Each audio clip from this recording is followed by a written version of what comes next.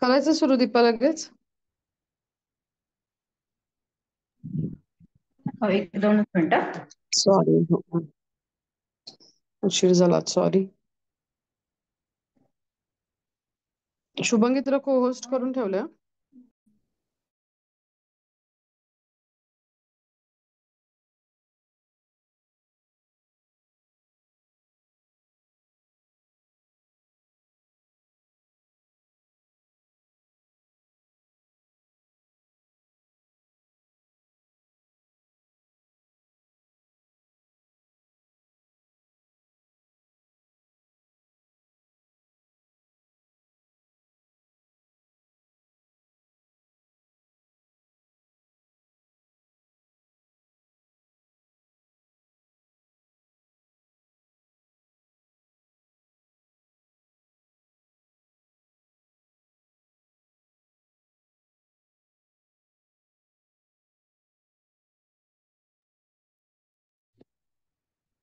हरी बोल.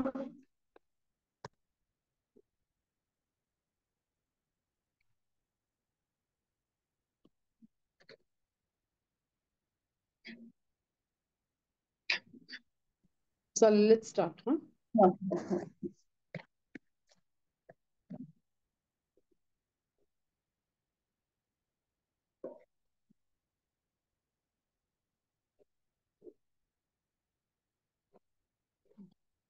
हरे कृष्ण. सर्वांना दंडवत प्रणाम. आज आपण या अध्यायाचा शेवटचा श्लोक पाहणार आहोत. तर प्रार्थनेने सुरुवात करूया. ओम अज्ञानतिमिरान्धस्य ज्ञानाञ्जनशलाकया चक्षुरुन्मिलितं येन तस्मै श्रीगुरवे नमः. नमो विष्णुपादाय कृष्णप्रेष्ठाय भूतले श्रीमते भक्तिवेदान्त स्वामिनिति नामिने. नमस्ते सरस्वते देवे गौरवाणी प्रचारिणे निर्विशेष शून्यवादी पाश्चात्यदेशतारिणे. जय श्री कृष्ण चैतन्य प्रभु नित्यानंद श्री अद्वैत गदाधर श्रीवासादि गौर भक्तवृंद. हरे कृष्णा कृष्णा कृष्णा हरे हरे, हरे राम राम राम हरे हरे. हरे कृष्णा. भगवद्गीता जशी आहे तशी अध्याय क्रमांक 16 यामधील 24वा म्हणजे शेवटचा श्लोक आज आपण पाहतोय. तस्मात् शास्त्रं प्रमाणं ते कार्य अकार्य व्यवस्थितौ ज्ञात्वा शास्त्र विधानम उत्तम कर्म कर्तु इह अर्हसि. अर्थ, म्हणून मनुष्याने शास्त्रविधींद्वारे कार्य आणि अकार्य यांच्यामधील भेद जाणला पाहिजे. अशी विधिविधाने जाणून मनुष्याने कर्म करावे जेणेकरून त्याची क्रमशः उन्नती होईल. श्रील प्रभुपाद यांच्याद्वारे तात्पर्य. 15व्या अध्यायामध्ये सांगितल्याप्रमाणे सर्व वेदोक्त विधिविधानांचे उद्दिष्ट श्रीकृष्णांना जाणणे हे आहे. आपण म्हणतो ना की सर्व वेदांचं उद्दिष्ट काय आहे, तर केवळ श्रीकृष्णांना जाणणं. म्हणजे त्यांचं उद्दिष्ट, पुन्हा त्याचा मार्गदर्शक कोण आहेत, तर स्वतः श्रीकृष्ण. त्यामुळे सर्व वेदांचं उद्दिष्ट हे श्रीकृष्णांना जाणणं हे आहे. मनुष्य जर भगवद्गीतेद्वारे श्रीकृष्णांना जाणून घेऊन भक्तिमय सेवा करीत कृष्ण भावनेमध्ये स्थित झाला तर त्याने वेदांमध्ये सांगितलेल्या परमोच्च ज्ञानाची प्राप्ती केलीच आहे. श्री चैतन्य महाप्रभूंनी हा विधी अत्यंत सुलभ केला आहे. त्यांनी लोकांना केवळ हरे कृष्ण कृष्ण कृष्ण हरे हरे, हरे राम राम राम हरे हरे या महामंत्राचे कीर्तन करण्याची, भगवंतांची भक्तिमय सेवा करण्याची आणि कृष्ण प्रसाद ग्रहण करण्याची विनंती केली. जो मनुष्य या सर्व भक्तिपूर्ण क्रियांमध्ये प्रत्यक्षपणे संलग्न झाला आहे त्याने सर्व वेदांचे अध्ययन पूर्वीच केले असल्याचे समजले पाहिजे. त्याने वेदोक्त निष्कर्षाची योग्य रीतीने प्राप्ती केली आहे. अर्थात कृष्ण भावना भावित नसणाऱ्या आणि भक्तिमय सेवा न करणाऱ्या सामान्य लोकांनी काय करावे आणि काय करू नये याचा निर्णय वेदोक्त आदेशांनुसारच केला पाहिजे. यालाच शास्त्र तत्वांचे पालन करणे असे म्हणतात. आता शास्त्र म्हणजे या भागामध्ये श्रील प्रभुपादांनी काय सांगितलेलं की प्रत्येक वेद वाचणं तसं गरजेचं नाही. कारण चैतन्य महाप्रभूंनी ही क्रिया अतिशय सुलभ करून ठेवलेली आहे आपल्यासाठी. आपण म्हणतो ना, एकम शास्त्रम देवकी पुत्र गीतम, एको देवो देवकी पुत्र एव, एको मंत्र तस्य नामानी यानी कर्मापि एकम तस्य देवस्य सेवा. हे गीतेचं महात्म्य आहे. म्हणजे काय की एकच शास्त्र काय आहे की देवकी पुत्र गीतम, म्हणजे भगवंतांनी सांगितलेलं आणि भगवंतांविषयी असलेलं असं जे गीत, म्हणजे ते एक शास्त्र, हे एकमेव शास्त्र. आणि एको देवो देवकी पुत्र, म्हणजे आपण म्हणतो ना की परमेश्वर म्हणजे कोण, तर भगवंत श्रीकृष्ण देवकी पुत्र. आणि एको मंत्रस्य नामानी, केवळ हरे कृष्ण कृष्ण कृष्ण हरे हरे, हरे राम राम राम हरे हरे, हा एकच मंत्र जर आपण उच्चारला तर त्याच्यामध्ये सर्व काही आलं. आणि कर्मापि एकम, म्हणजे एकच कर्म काय आहे तर तस्य सेवा, त्यांची सेवा हे एकमेव कर्म आहे. म्हणून कृष्ण भावना भावित कर्म करणं हे एकमेव आपलं कार्य आहे. इतकं थोडक्यात आपण लक्षात घेऊ शकतो की या गीतेचं पण महात्म्य आणि कृष्ण भावना भावित सेवेचं पण महात्म्य. म्हणजे ते केलं तर आपल्याला इतर काही करण्याची गरज नाही. हे इतकं महत्वाचं आहे. असं म्हणतात ना की शास्त्र म्हणजे काय की जिथं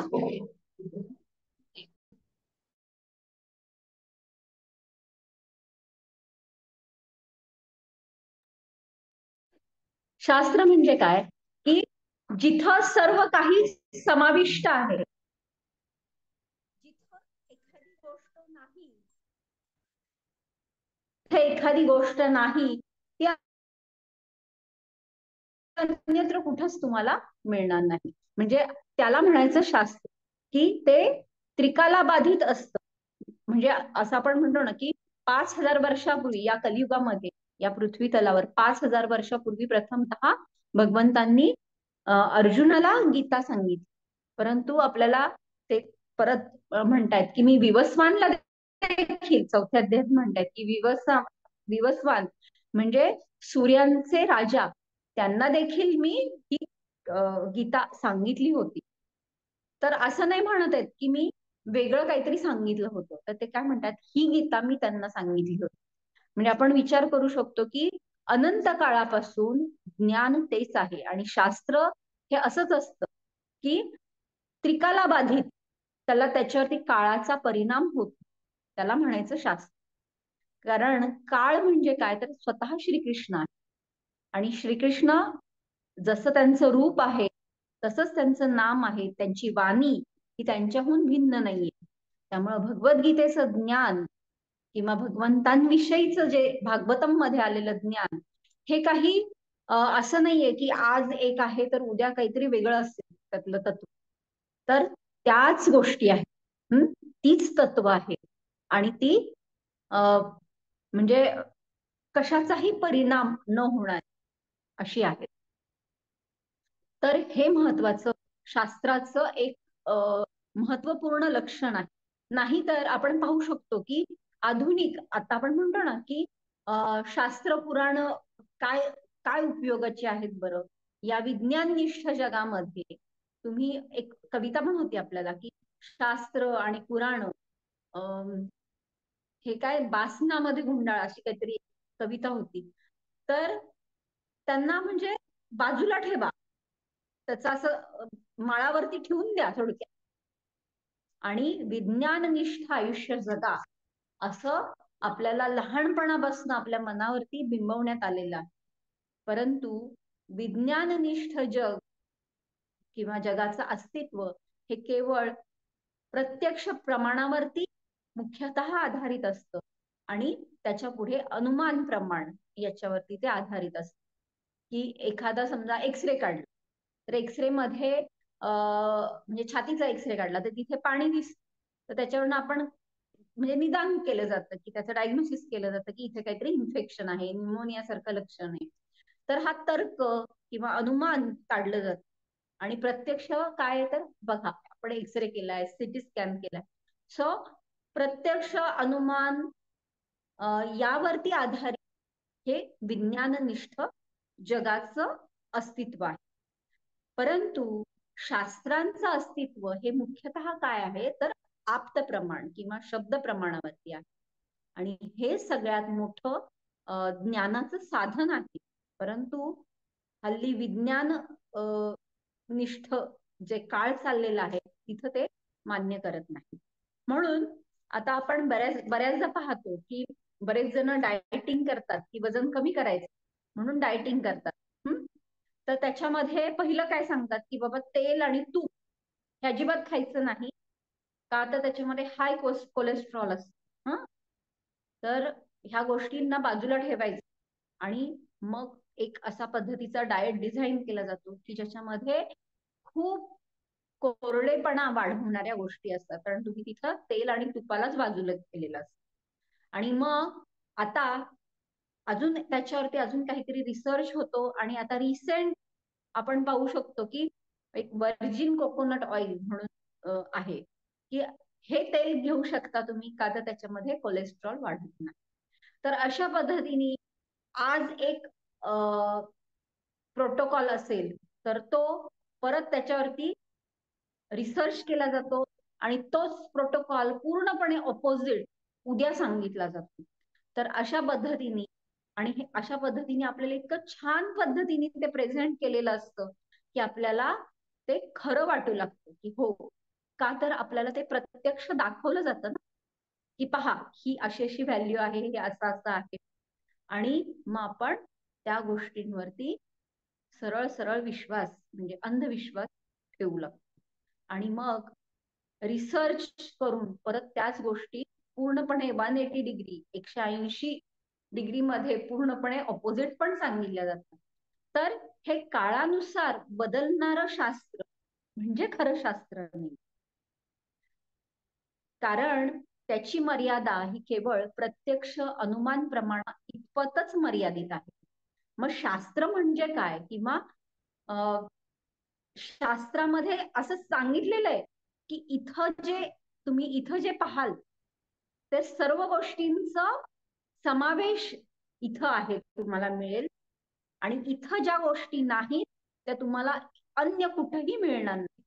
एवढा विश्वास जेव्हा एखादं शास्त्र सांगतो तेव्हा आपण लक्षात घेतलं पाहिजे की ते खरं ज्ञान आहे. आणि मग त्या ज्ञानासाठी आपण ते मिळवण्याचा आणि त्याच्यानुसार आचरण करण्याचा आपण प्रयत्न करणं गरजेचं आहे. म्हणून केवळ भगवंतांविषयीचे जे शास्त्र आहेत ते खरोखर तेवढे एकमेव शास्त्र आहे. मग आता आपल्याकडे आपण म्हणतो ना की अष्टपुराण किंवा स्मृती ग्रंथ आहेत, 18 पुराण आहेत, किंवा तर आपल्याला पुढच्या अध्यायांमध्ये येतील की सत्व रज आणि तम अशा 3 गुणांनुसार ह्या पुराणांचं परत वर्गीकरण केलेलं आहे. किंवा वेदांमध्ये देखील आपल्याला एका ठिकाणी एखादा वेगळा सिद्धांत दिसतो आणि दुसऱ्या ठिकाणी असं वाटतं की ते पहिल्या सिद्धांताशी मिळतं जुळतं नाही. तर अशा पद्धतीने आपल्याला वेदांमध्ये देखील या गोष्टी आढळतात. म्हणजे वेदांचं एक मुख्य तत्व काय सांगितलेलं आहे की अहिंसा. अहिंसा परमो धर्म आपण म्हणतो ना, तर अहिंसा हे तत्वच सांगितलेलं आहे. पण त्याच वेदांमध्ये पशुबळी याला मान्यता दिलेली आहे. तर वरवर पाहता आपल्याला वाटतं की अरे हे 2 ऑपोजिट गोष्टी कसं काय बरं सांगितलेल्या आहेत. आणि मग आपल्याला ते बऱ्याचदा जर पूर्ण माहिती नसेल तर आपल्याला अशा पद्धतीने ते मनावरती बिंबवलं जातं की अरे तुमची ही वेदपुराण काय सांगताय की पशुहत्या सांगतात, मग ते चुकीचे. तर आपण लक्षात घेतलं पाहिजे की नक्की काय आहे. तर पशुबळी किंवा जे पशु हत्या किंवा यज्ञामध्ये जे बळी सांगितलेले होते तर त्याचं जे उद्देश होता तो पूर्णतः वेगळा होता. की त्याच्यामध्ये एक विशिष्ट म्हणजे वयस्कर किंवा म्हणजे त्या पद्धतीचे बळी दिले जायचे. आणि त्याचा उद्देश असा असायचा की त्या पशुला परत एकदा नवीन शरीर, नूतन किंवा त्या तरुण शरीर प्राप्त व्हावं आणि त्या पशुची उच्च गती, परमोच्च गती त्याला प्राप्त व्हावी, अशा दृष्टीने खर तर ते यज्ञ केले जायचे. परंतु हे जर आपल्याला नीट कळालं नाही तर मग आपल्याला असं वाटतं की अरे ही आपली शास्त्र काय सांगतात, चुकीचं आपल्याला मार्गदर्शन करतात. तर त्यामुळं ह्या वेदांमध्ये जरी आपल्याला अशा वेगवेगळ्या गोष्टी सांगितल्या तरी प्रत्येक वेदाचा, म्हणजे तुम्ही यजुर्वेद घ्या, सामवेद घ्या, अथर्ववेद घ्या किंवा ऋग्वेद घ्या, ह्या सगळ्या गोष्टींचा उद्देश काय आहे तर मुख्य जो प्रवाह आहे म्हणजेच देवकी नंदन किंवा श्रीकृष्ण यांच्यापर्यंत आपल्याला नेऊन ठेवण्याचा उद्देश आहे. म्हणजे जसं एखाद्या आपण म्हणतो ना की कुठल्याही प्राण्याचं म्हणजे आपण शाकाहारी असणं गरजेचं आहे. परंतु काही काही आजार असे आहेत की तिथे मांसाहाराचा औषधांमध्ये उल्लेख सांगितलेला आहे.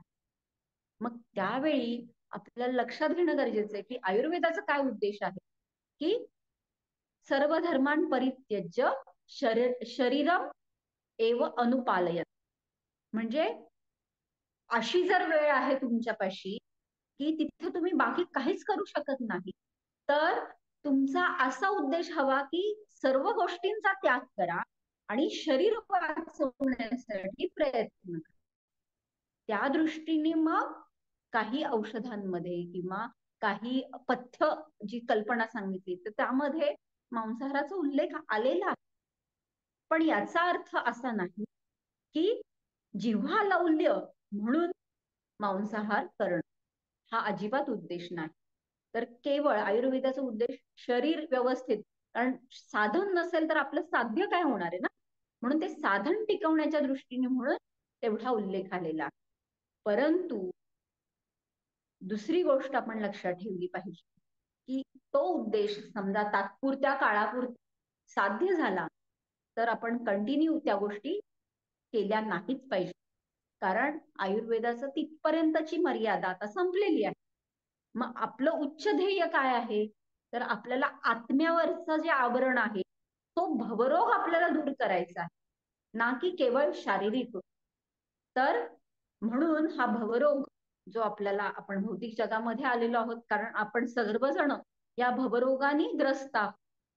मग हा भवरोग दूर करण्यासाठी पथ्य काय आहे तर मांसाहार तर सोडाच, परंतु भगवंतांना अर्पण केल्याशिवाय कुठलाही अन्न ग्रहण न करणं हे चुकीचं आहे. त्यामुळं आपण जसं वरच्या स्तरावरती जाऊ तसं या सगळ्या ज्या संकल्पना आहेत त्याच्यामध्ये एक स्पष्टता येते आणि मग आपल्याला समजतं की नक्की आपल्याला काय करायला पाहिजे. म्हणजे अगदी श्रील प्रभुपादांचं आपण उदाहरण पाहू शकतो की त्यांचे वडील गौरमोहन डे हे स्वतः एक खूप महान वैष्णव होते आणि त्यांनी लहानपणापासून आपल्या मुलांना देखील भगवंतांना भोग दाखवल्याशिवाय, नैवेद्य दाखवल्याशिवाय कुठली गोष्ट ग्रहण न करणं हे शिकवलं होतं. परंतु जेव्हा आपले श्रील प्रभुपाद हे लहानपणी आजारी होते तेव्हा त्या डॉक्टरांनी सांगितलेलं की नाही, त्यांना अशा अशा पद्धतीचा हा मांसाहार किंवा त्याचं ते सूप नेणं गरजेचं आहे. तर त्यासाठी म्हणजे शरीर किंवा तो व्याधी दूर करण्यासाठी म्हणून प्रभुपादांच्या वडिलांनी तो प्रयत्न केला की ते सूप देण्याचा, परंतु श्रील प्रभुपाद लहान होते तरी पण ते घेतलं नाही त्यांनी, कारण ते मुळातच एका विशिष्ट उद्देशासाठी खरं तर त्यांचा हा जन्म झालेला आहे. तर असं आपण पाहू शकतो की जेव्हा आपण उच्च स्तरावरती जातो किंवा उच्च रस आपण जेव्हा चाकतो तेव्हा तात्पुरत्या स्वरूपामध्ये जरी आपल्याला प्रलोभन आली की नाही ह्याच्यासाठी म्हणजे प्रोटीन्स हवेत तर तुम्ही मांसाहार किंवा ऍटलिस्ट अंड खाणं महत्वाचं आहे. तर आपण त्या गोष्टीकडे दुर्लक्ष करतो. का? तर आपल्याला माहिती की ही गोष्ट चुकीची आहे. कारण मी म्हणजे हे शरीर नाहीये, तर आत्मा आहे. त्यामुळे आपली पायरी जशी जशी आपण उंचावू, तस तसं आपण या छोट्या छोट्या गोष्टी जरी महत्वाच्या वाटल्या इतरांसाठी, तरी पण आपण त्याचा त्याग करतो. म्हणून हे लक्षात घेणं गरजेचं आहे की सर्व वेदांचा उद्देश हा भगवंतांची प्राप्ती म्हणजे तिथपर्यंत नेऊन सोडणं हा आहे. परंतु पूर्णतः आपण एकच वेद वाचलो किंवा अजून अजून ज्ञान ग्रहण म्हणजे अजून एक दुसरा वेद वाचला, तर आपल्या मनामध्ये खूप सारा गोंधळ निर्माण होण्याची शक्यता आहे. त्यामुळं जसं हेलिकॉप्टर मधून जर आपल्याला एखादा मॅप व्यवस्थित दिसत असेल, एखाद्या जसं आपण गुगल मॅप म्हणतो ना, सॅटेलाइट वरून टेक केलेलं असतं पूर्ण, तर त्याच्यामध्ये जी स्पष्टता दिसते, तसं जर आपण जमिनीवरनं त्या सगळ्या गोष्टींचा शोध घेत गेलो, तर विचार करू शकतो की आपण किती वेळ त्याला लागेल. त्यामुळं आणि त्याच्यामध्ये देखील आपण त्या गोष्टी पूर्णपणे व्यवस्थित त्या ग्रहण करू याची खात्री नाही. जसे मी आता वेदांमधली उदाहरणं सांगितली. त्यामुळं अथर्व वेद वाचला, मग उद्या मी ऋग्वेद वाचला, मग सामवेद वाचला, अशा अशा पद्धतीने किंवा 18 पुराणांचा अभ्यास केला आणि अशा पद्धतीने जर आपण भगवंतांचा शोध घेण्याचा प्रयत्न केला किंवा आपल्या या सर्व म्हणजे मूळ आपण कोण आहोत या गोष्टीचाच आपण शोध घेण्याचा प्रयत्न केला, तर जसं भगवंतांनी सांगितलं ना 15व्या अध्यायामध्ये की हे भौतिक जग म्हणजे अश्वत्थ वृक्षाचं प्रतिबिंब आहे. म्हणजे आपण काय करतोय की एका फांदीवरून दुसऱ्या फांदीवरती, मग तिथे आपण शोध घेतोय, मग तिथे आपल्याला असं जाणवलं की नाही ह्याच्यापेक्षा दुसरं काहीतरी चांगलं आहे, तर अशा आपण अगणित फांद्यांवरती केवळ भ्रमण करत राहतो. पण आपल्याला श्रील प्रभुपादांनी जे श्रीकृष्ण चैतन्य महाप्रभूंचं हे आंदोलन आहे, त्याच्यामध्ये आपल्याला इतकी सुलभता आपल्याला प्रभुपादांनी करून दिलेली आहे की आपल्याला त्या मुळाचा आपल्याला शोध त्यांनी उलगडून दाखवलेला आहे आणि आपल्याला केवळ त्या मुळाशी आपल्याला मुळापाशीच काम करायचं की त्या मुळाच्या म्हणजे जे भक्तिलता बीज आहे त्याचं आपण पोषण करायचं आणि तिच्या आजूबाजूला जे काही तण लागलेलं आहे, वाढलेलं आहे अनर्थांचं आपल्या, ते केवळ आपल्याला उपटायचं आहे. एवढ्या जर आपण गोष्टी केल्या तर आपल्याला एका फांदीहून दुसऱ्या फांदीवर हे फळ चाक, ते फळ चाक, त्या पानांचा रंग पाहूयात, अशा कुठल्याच गोष्टींची गरज पडणार नाही. त्यामुळे शास्त्र म्हणजे काय हे खूप महत्वाचं आहे आणि ते आप्त प्रमाणावरतीच आपण पाहू शकतो. कारण प्रत्यक्षम ही अल्पम, अनल्पम ही अप्रत्यक्ष. प्रत्यक्ष गोष्टी खूप कमी आहेत आणि अनल्प गोष्टी किंवा अप्रत्यक्ष गोष्टी ह्या म्हणजे अगणित आहेत. त्यामुळे कुठपर्यंत आपण मायक्रोस्कोप किंवा विविध लॅबोरेटरीज मध्ये ह्या सगळ्या गोष्टींचा शोध लावत बसणार आहोत. त्यामुळं आप्त प्रमाणाला खूप महत्व आपण देणं गरजेचं आहे. आता श्रील प्रभुपाद पुढं आपल्याला खूप छान सांगतायत की आपल्यामध्ये काय दोष आहे, तर अपूर्ण इंद्रिय, फसवण्याची वृत्ती आहे, चुका करणं आणि भ्रमित होणं हे बद्ध जीवांमध्ये आढळणारे 4 दोष शास्त्रांमध्ये आढळत नाही. या 4 प्रमुख दोषांमुळे मनुष्य विधिविधाने घालून देण्यास अपात्र ठरतो. म्हणून दोषातीत असणाऱ्या शास्त्रांमध्ये सांगण्यात आलेल्या विधिविधानांचा स्वीकार सर्व संत महंत आचार्य आणि महात्म्यांनी यथार्थ रूपाने केलेला आहे. आपल्याला माहितीये की न्याय प्रणाली आहे, प्रत्येक देशाची आहे. न्याय प्रणालीमध्ये काही नियम असतात की हे असं आहे, हे असं असलं पाहिजे. पण आपण बऱ्याचदा पाहतो की या गोष्टींमध्ये अमेंडमेंट्स होतात. अमेंडमेंट म्हणजे काय की सुधारित आवृत्ती अशी होत असते. मग ही अमेंडमेंट करण्याची गरज काय आहे बरं? ह्या वारंवार नवीन नवीन सुधारणा करण्याची गरज काय आहे? कारण ते स्थळ, काळ, अनुरूप या गोष्टी आपण बदलत असतो. आता हे बदलण्याची कारण काय आहेत? कारण आपल्या ज्ञानाची मर्यादा ही या भौतिक अशा इंद्रियांवरती आधारित आहे. आणि आपली ही इंद्रिय भौतिक आहेत, त्यामुळं ती त्या पलीकडचं काही पाहू शकत नाही. म्हणजे जसं आपण जर डोळ्यांचं उदाहरण पाहिलं, तर डोळ्यांसाठी खूप दूरवरच्या ज्या गोष्टी असतात, आकाशामध्ये अगणित तारे आहेत, ग्रहलोक आहेत, परंतु ते अत्यंत दूर आहेत. मग आपल्या डोळ्यांची क्षमता तेवढी नाहीये. मग ही अपूर्ण इंद्रिय किंवा डोळ्यांमध्ये जर आपल्या भुजबुळामध्ये काहीतरी गेलं असेल, तर ते इतकं जवळ असतं की आपल्या डोळ्यांमध्ये जरी गेलं तरी आपल्याला ते दिसत नाही. त्यामुळे अतिशय जवळ असेल तर आपल्याला ते दिसत नाही. आता आंब्याच्या सीझन मध्ये आपण आंब्याची पेटी खरेदी करतो, वरवरती छान असे आंबे लावलेले असतात, आणि एखादं खराब आंबा हा खाली कुठेतरी असला असेल तर आपल्याला तो दिसतो का? नाही, का तर त्याला आवरण आलेलं असतं.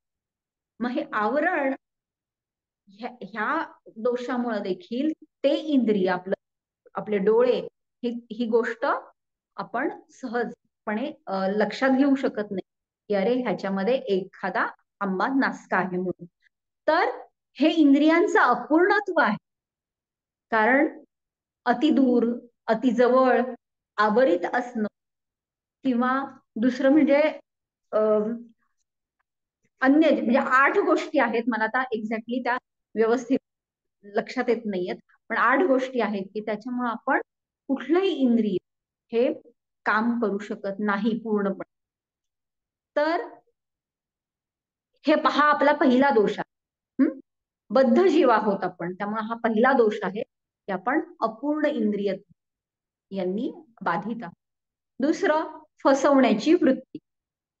अर्थातच आपण पाहतो ना की आपण लहान मुलांना देखील आता शिकवलं जातं की अरे एवढा साधा राहू नकोस, हे जग फसवण्याचं आहे.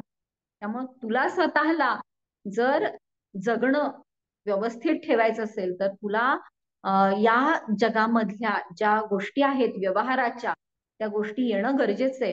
तू जर असा साधा राहिला तर तुला अनेक लोक फसवू शकतील. त्यामुळं या कलियुगातलं विशेषतः किंवा भौतिक युगातल्या 2 गोष्टी आहेत की आपण एकतर इतरांना फसवू शकतो, आणि दुसरी गोष्ट आपण इतरांकडनं फसू शकतो. तर ही बद्ध जीवाची मुख्य अजून एक दोष हा आहे. तिसरं म्हणजे चुका करणं. अर्थातच आपण म्हणजे दिवसभरामध्ये कितीतरी चुका करतो. म्हणजे साधं आपण 16 माळा जप करणं असं जरी असलं, कितीही आपण म्हणतो ना की खूप मन लावून जप करायचं आहे, तरी पण कधी कधी आपण एखाद्या विषयामध्ये असं भरकटत जातो आणि नामा त्या हरिनामाकडं दुर्लक्ष होणं, ही चूक आपण करू शकतो. तर अशा पद्धतीने चुका करणं हे देखील आपला एक दोष आहे. आणि चौथं म्हणजे भ्रमित होणं. म्हणजे बऱ्याचदा आपल्याला अनुभव असेल की थोडासा अंधार पडला असेल आणि रस्त्यामध्ये एखादी काठी असू देत किंवा एखादं जाड दोर असू देत, तर आपल्याला एखादं काही साप वगैरे नाही ना अशी भीती वाटते. तर हा सर्परज्जू न्याय म्हणतात त्याला, की आपण भ्रमित होतो कारण अंधार असतो, किंवा आपण पटकन काहीतरी तर्क करतो कारण पूर्वीचे अनुभव असते त्याच्यावरती आपलं बुद्धी प्रोसेसिंग करते, आणि हे असं असेल म्हणून मग आपण बऱ्याचदा पाहतो आपण पटकन काहीतरी घाबरलेलो असतो.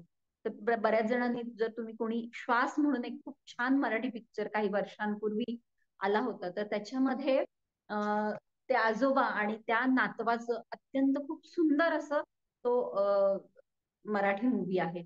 तर त्याच्यामध्ये त्या दोघांचं इतकं छान असं ट्युनिंग दाखवलेलं, आणि ते आजोबा त्या मुलाला घेऊन रेल्वेतनं प्रवास करत असतात, आणि तो मुलगा आहे ना म्हणजे बाहेर पाहत असतो आणि तो म्हणतो, अरे वा हे आकाश, ते बघा आजोबा ते तो पक्षी पहा, अशा पद्धतीने ते झाड बघा किती छान. तर असं आपण म्हणतो ना, अरे आपल्याला रेल्वेमधनं ह्या गोष्टी रोजच्या दिसत आहेत, किंवा एखादा पक्षी, एवढं एक्साइट होण्याची काय गरज आहे. तर तिथेच समोरच्या ह्याच्यावरती बसलेला एक मनुष्य असं विचित्र वाटतं त्याला की काय असा मुलगा की छोट्या छोट्या गोष्टींना हे करतोय म्हणून. तर तो म्हणतो हे काय असं काय करतोय. तर मग म्हणजे त्याला राग आलेला असतो त्या माणसाला. तर तो मग ते आजोबा काय म्हणतात की त्यांनी आज पहिल्यांदी ही सृष्टी पाहिलेली, त्यामुळं तो इतक्या उत्साहाने ह्या सगळ्या प्रतिक्रिया देतो. तर अशा पद्धतीने कुणाच्या जीवनामध्ये काय चाललेलं असतं याची आपल्याला कल्पना नसते, परंतु त्या व्यक्तीचं एखादं बाह्य वर्तन जर आपल्याला चुकीचं वाटू शकतं, म्हणजे हा देखील हा खूप मोठा भ्रम आहे. आणि त्याच्यामधनं खरं तर खूप सारे रुमर्स किंवा आपण म्हणतो ना की खूप सारे एखाद्या बद्दल गृहीतक ही आपण निर्माण करतो आणि त्याच्यातनं खूप मोठा आपण एक गोंधळ निर्माण करू शकतो. त्यामुळे हे 4 दोष हे बद्ध जीवांमध्ये आढळणारे आहेत, जे शास्त्रांमध्ये आढळत नाहीत, कारण शास्त्र यांचा उगम हा प्रत्यक्ष भगवंत आहे. तर हे फार महत्वाचं आहे, म्हणून हे त्रिकाला बाधित आहे. पुढं श्रील प्रभुपाद म्हणतात की भारतामध्ये आध्यात्मिक ज्ञानाचे 2 पक्ष आहेत, एक म्हणजे सविशेषवादी आणि दुसरं म्हणजे निर्विशेषवादी. तथापि दोघेही आपल्या जीवनामध्ये वेदोक्त तत्वांचे पालन करतात, कारण त्याशिवाय मनुष्य सिद्धावस्थेला पोहोचू शकत नाही. म्हणून जो शास्त्रांचे वास्तविक तात्पर्य जाणू शकतो त्याला भाग्यवान म्हटले पाहिजे. मानव समाजामध्ये भगवंतांना जाणण्याच्या तत्वाला विरोध करणं हेच सर्व प्रकारच्या पतनाचं मूलभूत कारण आहे. तो एक घोर अपराध आहे. म्हणून भगवंतांची मायाशक्ती आपल्याला सदैव त्रिविध ताप, आध्यात्मिक, आधिदैविक, आधिजैविक हे 3 ताप आपल्याला सतत देत असते. आणि भगवत ज्ञानाचा मार्ग मोकळा होण्यापूर्वी मनुष्याने निदान किमान सत्वगुणामध्ये तरी स्थित व्हायला पाहिजे. म्हणून 18 पुराणं जी सांगितली ती तामस लोकांसाठी 6 आहेत, राजस गुणांसाठी 6 आहेत आणि 6 सत्वगुण. म्हणजे किमान तुम्ही सत्वगुणापर्यंत तरी या. वेदांचा उद्देश हा तोच आहे की सत्वगुणापर्यंत तरी किमान, आणि जिथून मग भगवत ज्ञानाचा मार्ग मोकळा होतो. मग जसं मी मगाशी सॅटेलाइटचं उदाहरण दिलं, गुगल मॅप, तर आपल्याला जर डायरेक्ट हेलिकॉप्टरच मिळालं असतं तर का नाही आपण डायरेक्ट वरच्या मजल्यावरती गेल्यानंतर मग खालच्या पायऱ्यांचं काय, म्हणजे चढण्याचा आणि तेवढं श्रम हे करण्याचं काही गरजच नाही. लिफ्ट आहे तर डायरेक्ट वरच्या मजल्यावरती आपण जाऊ शकतो. तर तसंच हे आपल्याला महत्वाचं आहे की स्वतःच्या उन्नतीचा एक मिनिट, मनुष्याला जर प्रगतीपथावर किंवा सर्वोच्च स्थितीपर्यंत नेणारा योग्य आणि प्रामाणिक आध्यात्मिक गुरु प्राप्त झाला तर त्याचे जीवन यशस्वी होते. आणि जे ते शास्त्र साधू योग्य भगवत ज्ञानाचा उपहास करतात ते आध्यात्मिक गुरुच्या आदेशाची अवज्ञा करतात आणि शास्त्रविधींना महत्व देत नाही, जे लोक रजो आणि तमोगुणी आहेत. आणि हे मनुष्य समाजाचे काही दोष आहेत, म्हणून सत्वगुणापर्यंत तरी आपण जाणं गरजेचं आहे. आणि त्याच्यानंतर जर आपण भगवत भक्ती किंवा कृष्ण भावनामृत ह्याची जर आपण आपल्याला सवय लागली तर मग आपण अर्थातच सर्व वेदांचं ज्ञान आपल्याला झालेलं आहे, म्हणजे आपल्याला अजून दुसरं काही वाचण्याची खरंच गरज नाहीये. कारण आपण म्हणतो ना की आपल्याला सारच जर मिळालं आहे तर मग परत त्या गोष्टींचा शोध घेण्यामध्ये तसं काही पॉइंटच नाही. त्यामुळं जर आपण श्रील प्रभुपादांनी दिलेल्या या साधना आणि सेवा मार्गाचं जर आपण अवलंबन केलं तर आपल्याला परत इतर शास्त्र कुठलंच वाचण्याची गरज पडत नाही. त्यामुळे आपण पाहू शकतो की शास्त्र प्रमाण किती महत्वाचं आहे आणि शास्त्रांमध्ये भगवद्गीता, भागवतम यांचं महत्व, कारण ते एकमेव शास्त्र आहे की जिथे नेण्यासाठी अन्य वेद उपयुक्त ठरतात. वेदांचा उद्देशच तो आहे हे आपण पाहू शकतो. आणि ही विधी विधानं जाणून मनुष्यानं कर्म केलं पाहिजे. आपण जर कर्म हे कृष्ण भावना भावित होऊनच जर करत असू तर तिथे पाप तर होतच नाही, परंतु पुण्याचा हिशोब देण्यासाठी देखील आपल्याला परत या जन्म मृत्यूच्या चक्रामध्ये पडावं लागत नाही. त्यामुळं आपण भगवद्गीता हा गीता मॅरेथॉन आहे, तर हे एकमेव शास्त्र आपण जास्तीत जास्त लोकांपर्यंत पोहोचवण्याचा प्रयत्न केला पाहिजे.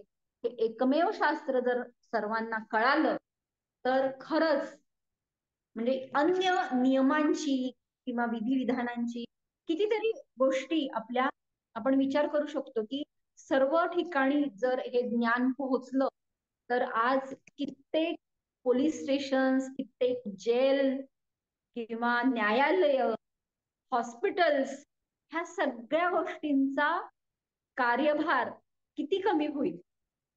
कारण जर तुम्ही कृष्णप्रसादच जर सेवन करत असाल तर तुम्ही कमीत कमी आजारी पडणार. तुम्ही जर मंत्र जप करत असाल हरे कृष्ण महामंत्र, तर तुमचं मानसिक आरोग्य देखील खूप चांगल्या पद्धतीने व्यतीत होणार. जर आपण कृष्ण भावना भावित आपण जर सेवा करत असू तर तिथे आपल्या अहंकार हा आपला सेवा करताना अहंकाराची शुद्धी होते. आपण म्हणतो ना, म्हणजे कृष्ण प्रसाद खाऊन आपल्या शरीर आणि मनाची शुद्धी होईल. किंवा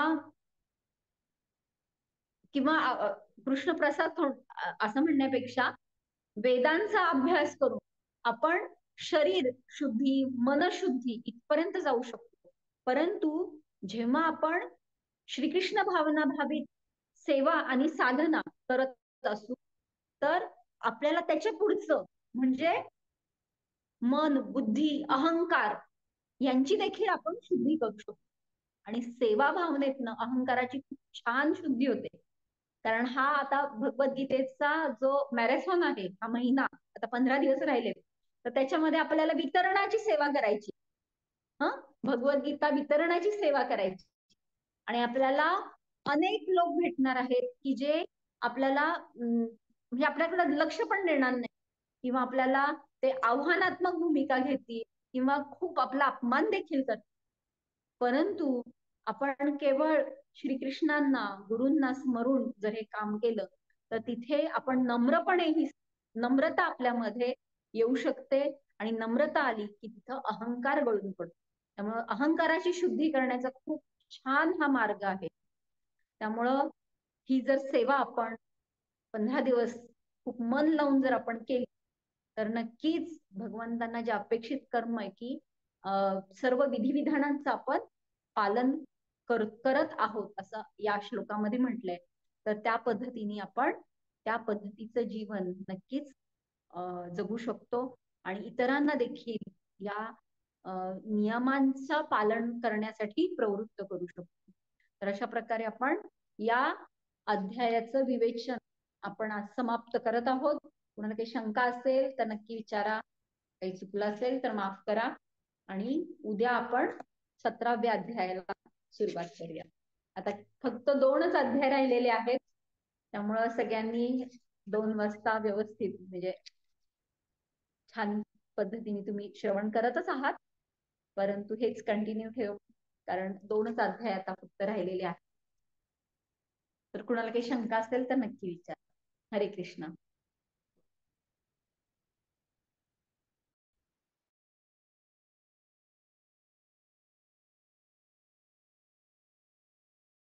हरी बोल. 10 मिनिट.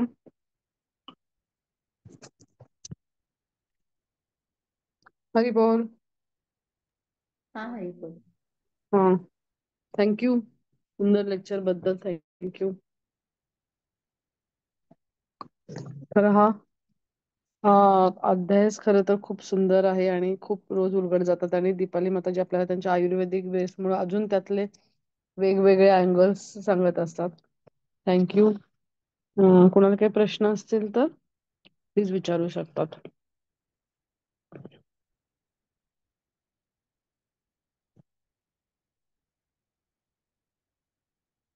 हरी बोल.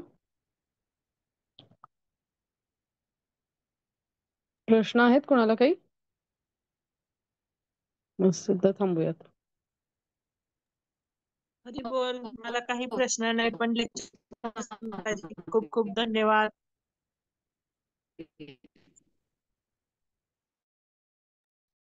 थँक्यू माताजी. तुमचं कौतुक. आवाज ब्रेक होतोय दीपा. आवाज ब्रेक होतोय आवाज आवाज. ब्रेक होतोय आवाज. कौतुकाचे बोल. आवाज ब्रेक होतोय. चालेल, थांबायचं का मग? हरी बोल. चालेल माताजी. चालेल चालेल, हरी ओके. बोल. इथे दंडवत माताजींची रेंज प्रणाम. पण हरी दिसते बोल. दंडवत प्रणाम. उद्या पण जॉईन व्हा सगळे. चालेल, चालेल. ऍक्च्युली ही हरी बोल. आता खरं तर आपली हे चालू आहे ना, गीता मॅरेथॉन. तर एवढी छान संधी आहे ना आपल्याला येस, ह्या येस. महिन्या, म्हणजे आपण दुसऱ्यांना पण गीता देतोय आणि त्याच्याबरोबर आपल्याला पण हे गीतेतलं ज्ञान चांगल्या रीतीने समजणं. Yes, thank you. हो. हरी बोल.